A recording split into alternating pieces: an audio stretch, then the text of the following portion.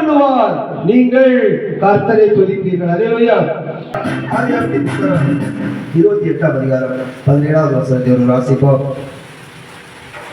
அவன் பயந்து, அந்த ஸ்தலம் எவ்வளவு பயங்கரமா இருக்கிறது, இது தேவனுடைய வீடு அல்லாமல் வேறு அல்ல, இது வானத்தின் வாசல் என்றான். அல்லேலூயா.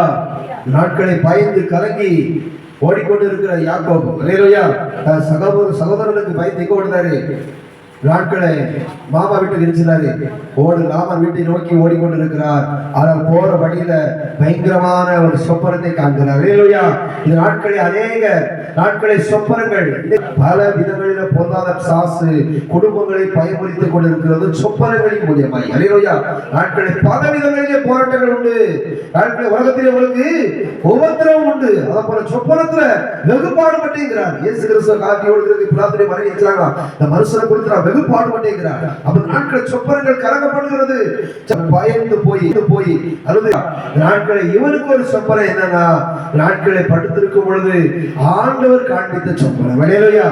ஆனாலும் அந்த சொப்பனின் நிமித்தம் அவன் பயந்து போனான். அல்லேலூயா. ஏன்? ஆண்டவரை குறித்த ஒரு பயபக்தி வேண்டும். வேதவசனம் சொல்லுகிறது, நாட்களை ஆண்டவருக்கு ஆராதனை செய்கிறதிலே பயமில்லை, ஆண்டவருடைய வார்த்தையை பிரசங்கிப்பதிலே பயமில்லை, ஜெபிப்பதிலே பயமில்லை. நல்ல அருமையா இடையில ஒரு ஆலயத்தில் பிரசங்கிக்கும் பொழுது ஜெபம் பண்ணுகிறதுக்கு ஒரு நல்ல ஒரு ஆலோசனை கொடுத்தாரு பாருங்க. நமக்கு ஜெபம் பண்ணது, உங்களுக்கா ஜெபம் பண்ணது அப்படின்னு சொல்லி ஜெபத்தை அசாரமா வைக்கிறாங்க. ஜெபம் பண்ணுகிறதுக்கே, ஜெபத்துல அவர்கிட்ட பேசுகிறதுக்கே பயபக்தியோடு போகணும். அல்லேலூயா. எப்படி ஆலயத்துக்கு போகும் பொழுது ஆராதனை செய்யும் பொழுது பயத்தோடு நடுக்கத்தோடு போனோமோ, அப்படியே சர்வவல்லமையுள்ள தேவன்கிட்ட போறோம், சர்வவல்லமையுள்ள தேவன்கிட்ட பேச போறோம்.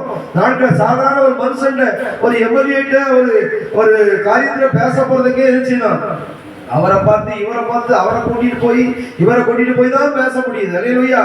ஆனால் வானத்தை பூமியை உண்டு பண்ணின சர்வ வல்லமையுள்ள தேவனிடத்திலே பேசுகிறதுக்கு பயம் வேண்டும், நடுக்க வேண்டும். யார்கிட்ட பேசுறோம், யார்கிட்ட ஜெபிக்கிறோம், யார்கிட்ட உரையாடுகிறோம், யார்கிட்ட சஞ்சரிக்கிறோம், அவங்க எப்படிப்பட்டவங்க என்கிற எண்ணம் நமக்கு வேணும். அல்லேலூயா.